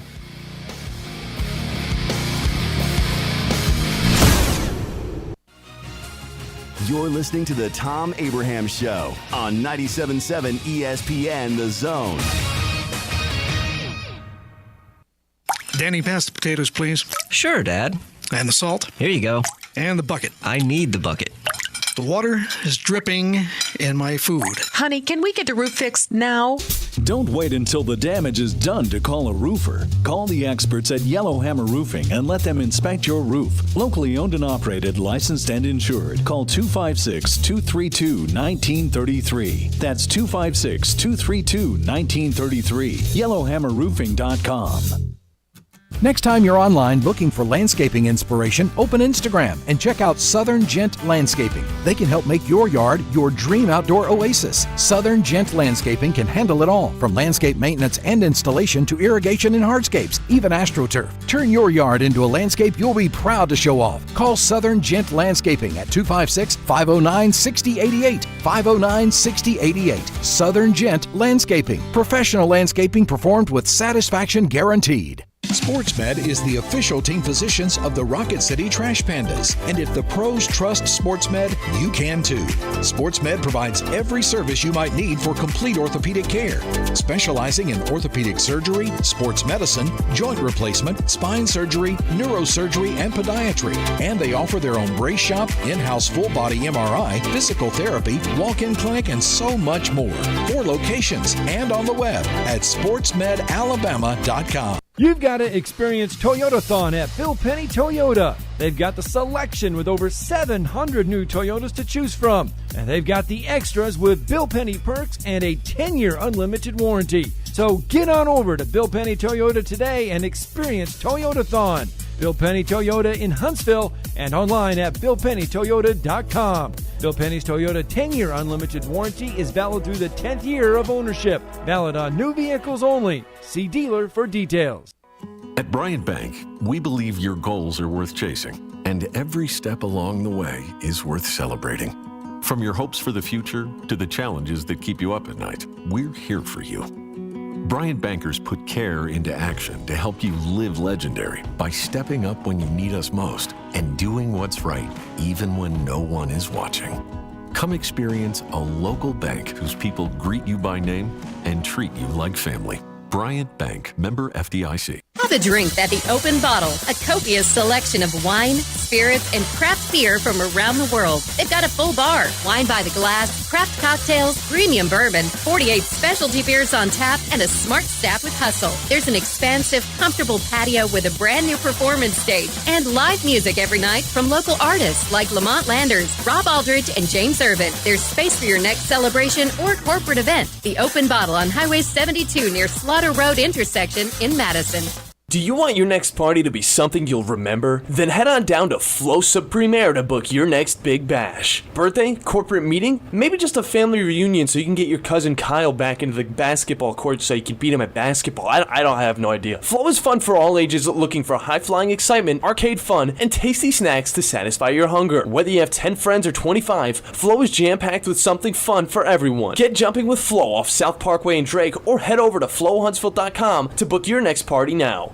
From the Fox 54 Weather Center, I'm Chief Meteorologist Jordan Dressman. A mostly to partly sunny sky this afternoon. Temperatures climbing into the upper 90s. Some of us going to be talking about the lower 100s. Heat indices going to be climbing anywhere between 109 and 111 degrees. Not a drop of rain in the forecast. We only drop into the mid-70s through the overnight, early into your Friday morning. Mostly sunny sky through Friday afternoon. Temperatures climbing consistently into the lower triple digits. It is going to be an incredibly hot evening for Friday night football across all of North Alabama, Southern, Middle Tennessee. I'm Chief Meteorologist Jordan Dressman on your home for ESPN Radio 97.7 ESPN The Zone. Everything you need is just a click away. I screw up sometimes, silly. Okay, almost everything. Come on, pal. Tell your fortune. Log on today. 977ESPN.com. 977 ESPN The Zone.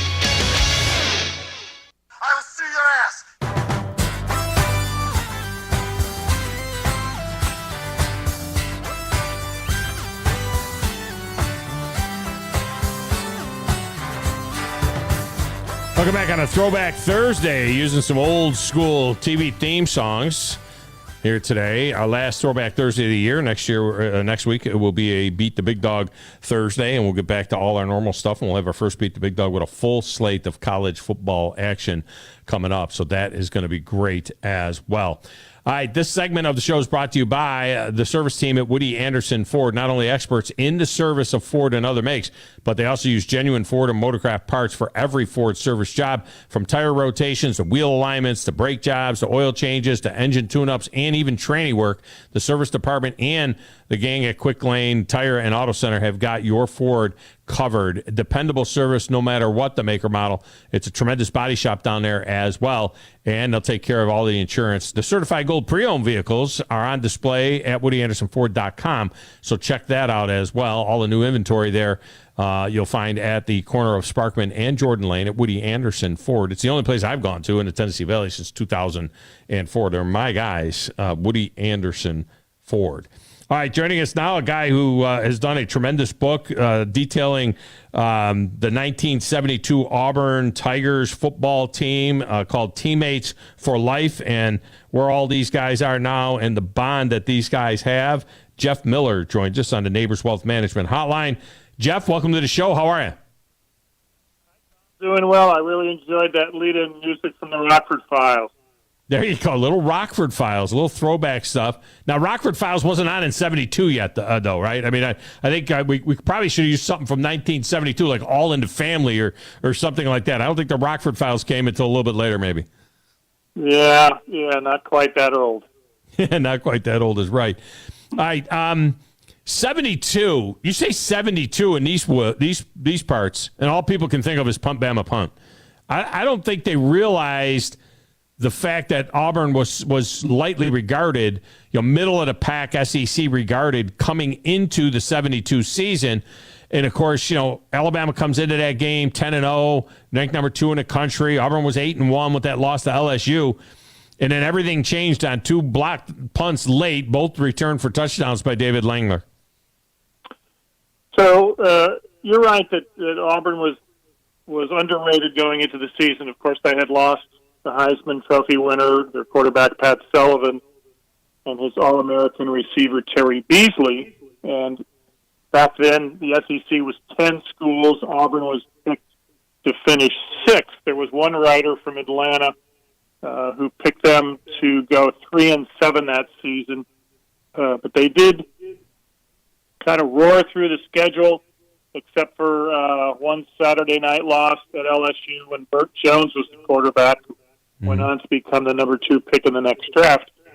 And regarding that 17-16 upset of Alabama, what's often forgotten is that there was a third block kick early in the game after Alabama had scored the opening touchdown and led 6-0. A defensive back by the name of Roger Mitchell blocked the extra point, and that's why the score was 6-0 instead of 7. And that's why Alabama's lead early in the fourth quarter was 16-0 instead of 17. And that led to a field goal that Auburn kicked, Gardner Jett from 42 yards, that put Auburn on the scoreboard at 16-3 and had both sides of Legion Field booing. The Auburn people booed because they thought their team had given up trying to win the game, going for a touchdown. And the Alabama people apparently were booing because now with only a 13-point lead, Alabama had not beaten the spread at that point. But that became irrelevant later on. You said it was surprising, really, that it was that big a spread, that it would be more than 13 points because of the fact that Auburn did come in, at 8-1 in that game. I think they were ranked number 9 in the country before that game, so it wasn't like it wasn't like they were a terrible football team. That's for sure. Langner is an interesting fella as well. He passed away, 2014, I think, cancer, ironically, in Tuscaloosa, where he died in the hospital in Tuscaloosa, only 62 years old when he passed away.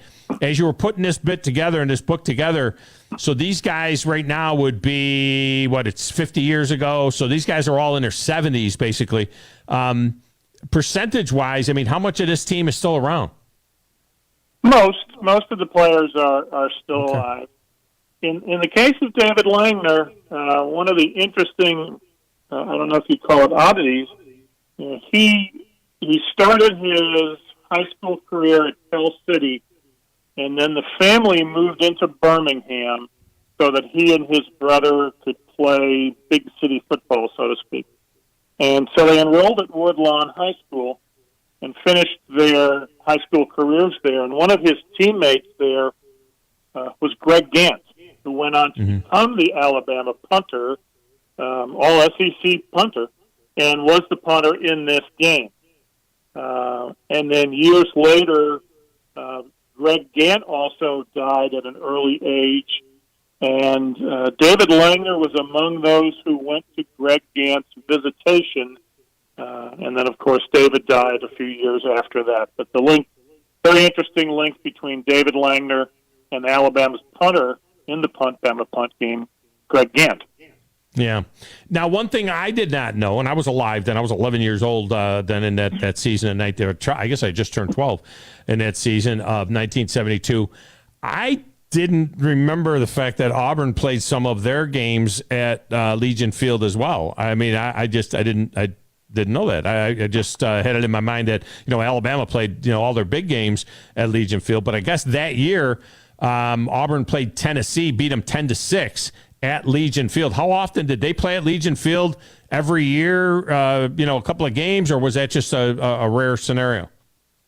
Well, the Auburn-Tennessee series, the Auburn half of that series was at Legion Field into the mid-'70s. And Auburn also occasionally would play some non-conference games at Legion Field, even a few years after that. I can recall a season opener against Louisville there, season opener against Oregon State. But Auburn was in the process of expanding its stadium and moving all of its home games there, with the exception, of course, of the Iron Bowl and then the Tennessee series, which was played in Auburn for the first time in 1974 when Auburn opened the West Side Upper Deck and won that game, I believe, 21-0. I could be wrong. The series returned to Legion Field one more time in 76 and then was in Auburn from 78 on until, with the expansion of the conference, the annual Auburn-Tennessee series hit the dust, as some of these have happened, as tradition has gone out the window in many cases in college football. Yeah, there's no doubt about that. Jeff Miller with us here talking about his new book, Teammates for Life. So Teammates for Life would indicate, and it's interesting because I just finished not too long ago the book about this 1972 Miami Dolphins team and how close that group became and stayed for years and years, afterwards. This title would indicate, I haven't read the book yet, this title would indicate that these players have stayed close over the years. Is that what you found as you researched the book? That's correct, Tom. In many cases, of course, as you said, they're 70-ish years old.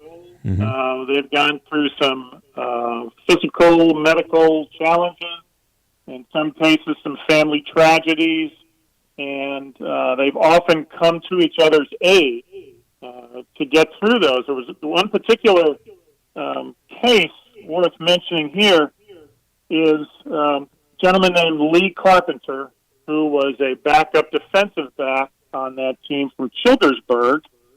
And at age 34, Lee Carpenter was diagnosed with ALS, Lou Gehrig's disease, which typically, the patient does not live much long after the diagnosis. Right. Well, 34-year-old Lee Carpenter lived 34 more years. Wow. And he was able to remain strong and vital up near the end.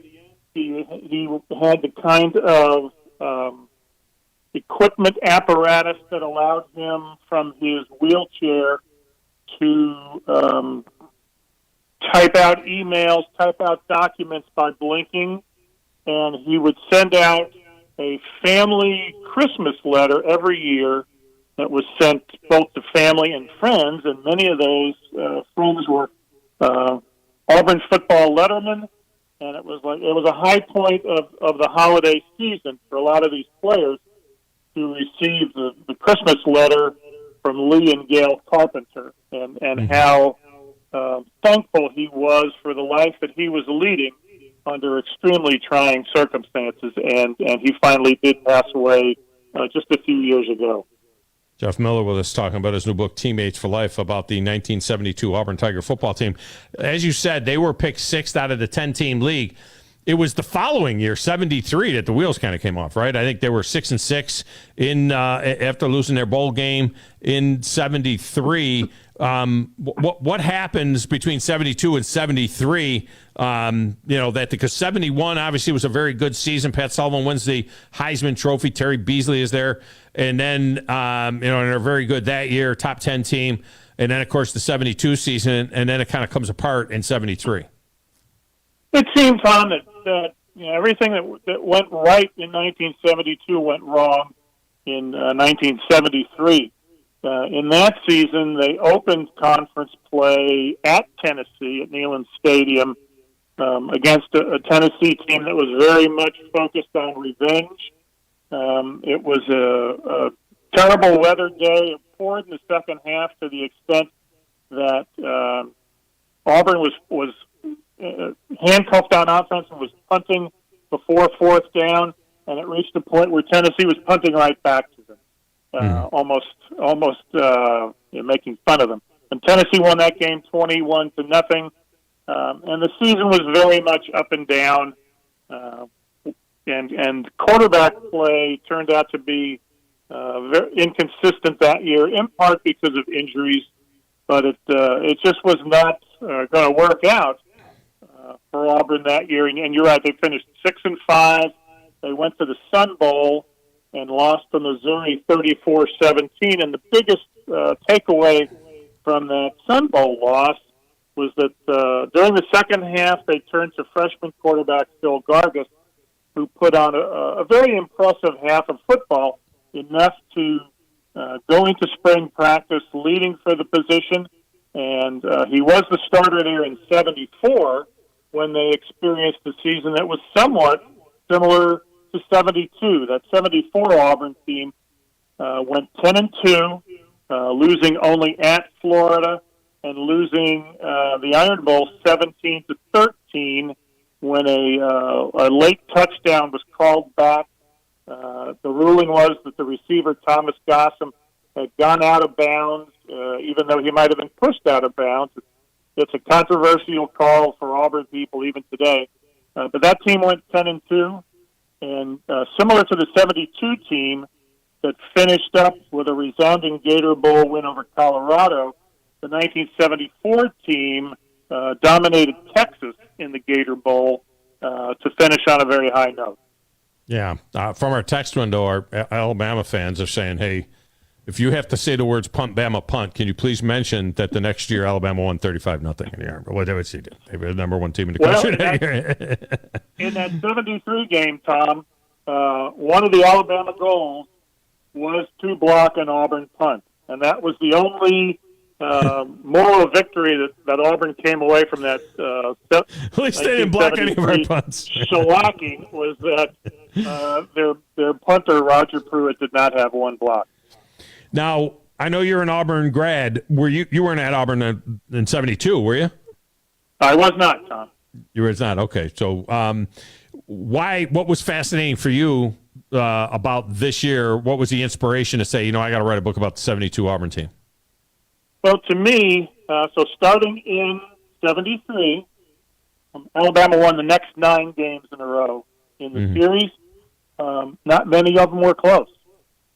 I mean, it was a terribly one-sided series. And as the 70s turned into the 80s, it seemed like for Auburn people, that 1972 game just grew and grew in stature, in importance. And then even through the years, as the program returned to prominence, first under Pat Dye, there was still something magical about that '72 game. And even into this recent decade here, with the obviously huge wins in 2010, the Cam Newton comeback in the second half en route to a national championship. And the 2013 game with Chris Davis with the 109-yard kick return. Even you look back to '72 and the unlikely circumstances of a former walk-on linebacker, Bill Newton, blocking 2 punts in the last 6 minutes, and then the same guy, David Langner, picking up that bouncing football off the artificial turf and running in for touchdowns. There's something about that game that's going to remain high on the list of all-time Auburn victories, Tom. That's no doubt about it. And this was a football team. I mean, Shug Jordan, he didn't. I mean, it wasn't like he was running the spread offense or anything. I mean, this was a guy that would hit 4 or 5 plays. They would line up and they would just pound on you. That was his deal. I mean, you look at these scores: 14-3, 14-7, 10-6, 19-13. That was just the way they played football then. That was SEC football. Maybe looked a lot like Big Ten football, college football all over the country. But it was, this wasn't like he was doing it with X's and O's. He was just lining these guys up and let's go. Right, and I'm glad you mentioned that because it was almost a completely different sport, as people of a certain age will recognize. Alabama was mastering the wishbone, and a 16-point lead in the fourth quarter was much more difficult to recover from in those days than it was today. And in fact, as some people have looked back on that game, after the first block punt, when Alabama still had a 16-10 lead with a minute and a half to play, there's some validity in the approach. Hey, if the rush looked like they were going to get the punter, it would have been wise just to fall on the ball at midfield because Auburn hadn't scored a touchdown all day. What was the chances of Auburn within a minute and a half? Right. Accomplishing something that they hadn't done in 58 and a half minutes.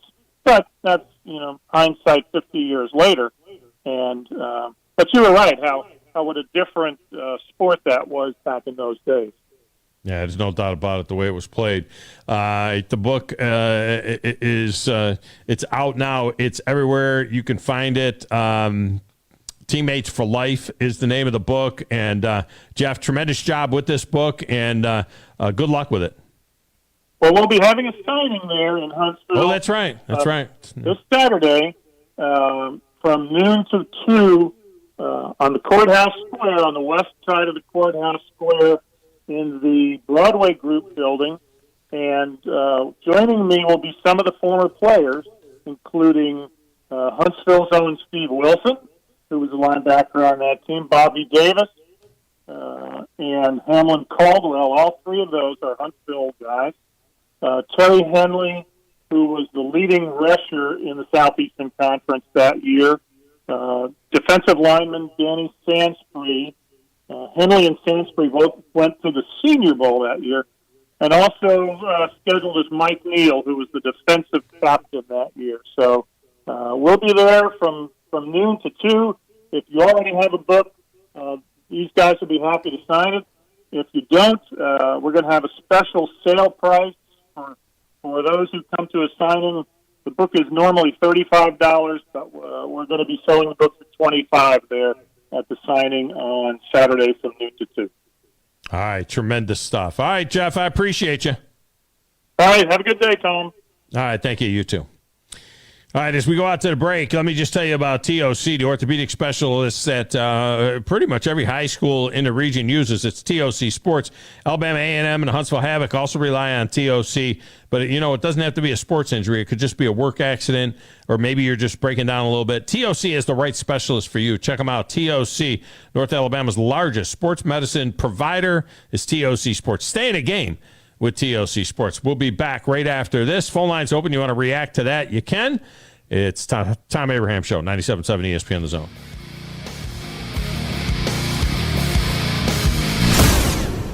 Specializing in simple and affordable rentals, McCurry Van and Car Rental can make sure you have just the right vehicle for your next family vacation, weekend getaway, or if you just need transportation while your vehicle is being repaired. McCurry carries Ford Transit vans and Mercedes Sprinter vans, trucks and work vans, and more. And they offer discounted rental rates for long-term rentals. Now with 4 locations: Athens, Muscle Shoals, Coleman, and Huntsville. Log on McCurryRentals.com to make your reservation now. That's McCurryRentals.com. This is Wes Neighbors sitting here with Philip Love of not only Eagle Insulation, now he represents Eagle Companies. Eagle through the years have added several companies to help individuals or builders through their construction renovation process. Eagle is known to represent quality, efficiency, and professionalism. Philip, I know you do insulation, but do you do masonry? We do. Do you do grading, erosion control, and dirt hauled off? We do. Do you do after paint, which includes shower doors, mirrors, shelving blinds, and bath hardware? Yes, we do, Wes. Do you do landscaping and irrigation? Yes, we do.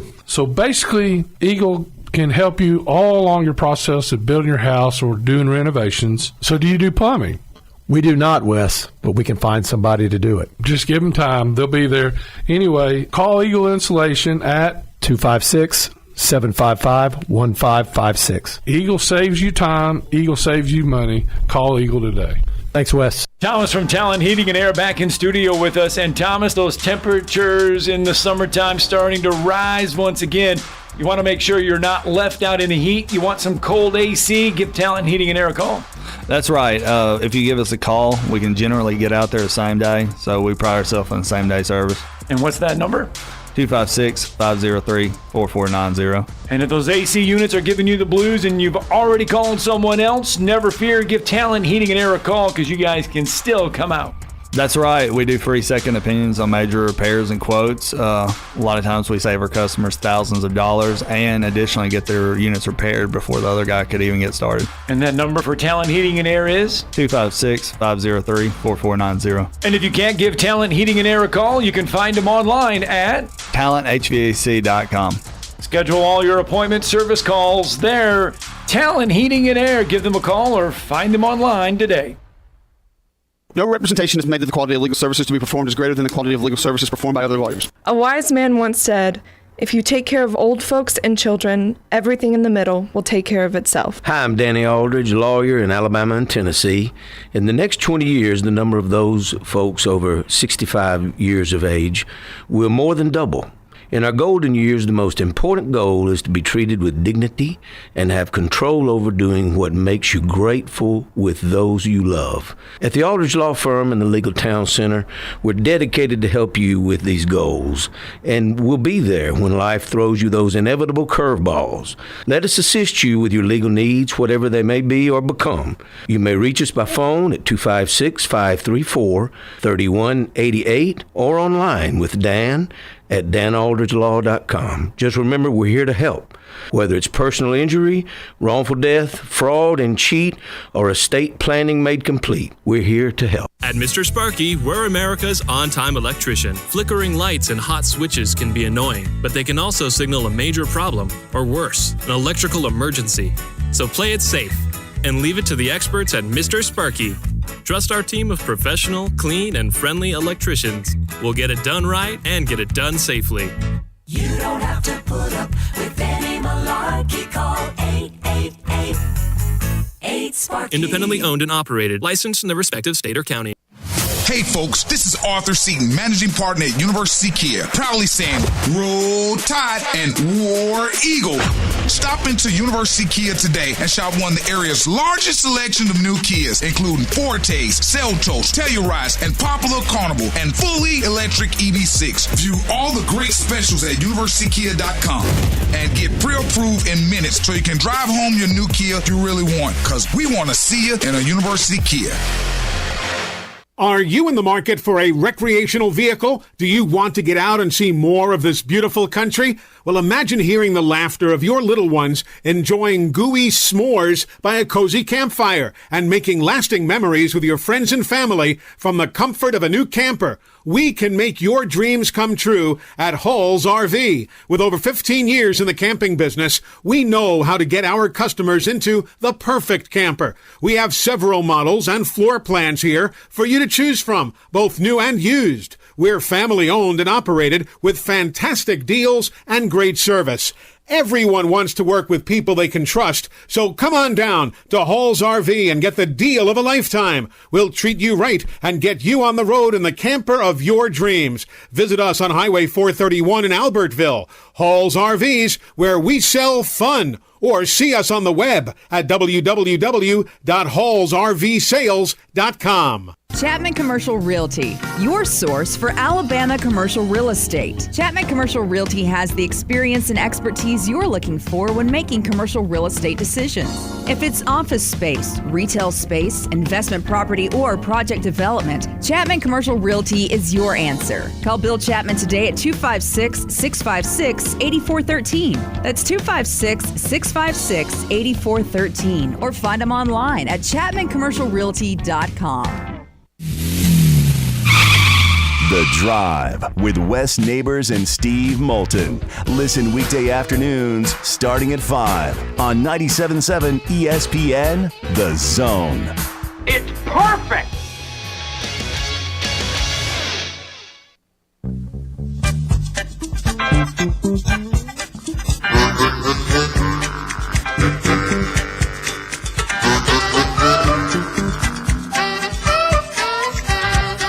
It's one of the best right there. Tremendous.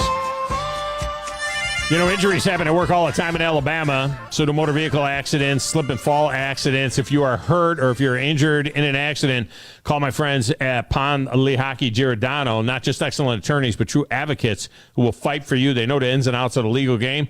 When you're facing tough times, you need a team in your corner who's got your best interests at hand. That's Pond Lehocky, Alabama's injury law firm. They've got your back. For personalized and dedicated legal service, reach out to Pond Lehocky, 855-774-3838 or pondlehocky.com. Bama Chris says at the text window, Tom, my dad used to say that Pat Sullivan wasn't really all that good. He just threw the ball up in the air, and Terry Beasley would go get it. We're not going to speak ill of the dead.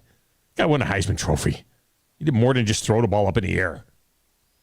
All right, let's go to the lines.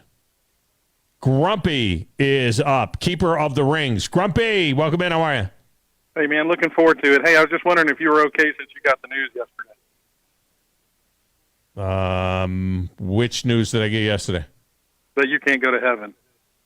I can't go to... Oh, yeah, I know the guy said... No, Bama fans can't go to heaven? No. Yeah, I'm okay. I made peace with that. What's up with all the hatred from Louisiana Lynch? LSU Lynch is he's a bit of a bitterman. I mean, he kind of turns his guns on people, and he's a hardy. Now, remember, his sons are Alabama fans, so I don't know why he would say that. He's got 2 teenage sons that are Bama fans, and he's got to live with that. Yeah. Well, he's probably bitter because the Louisiana state motto is "Thank God for Mississippi." Yes. Otherwise, Louisiana would be the worst state. Did you know that every tree in East Texas leans east?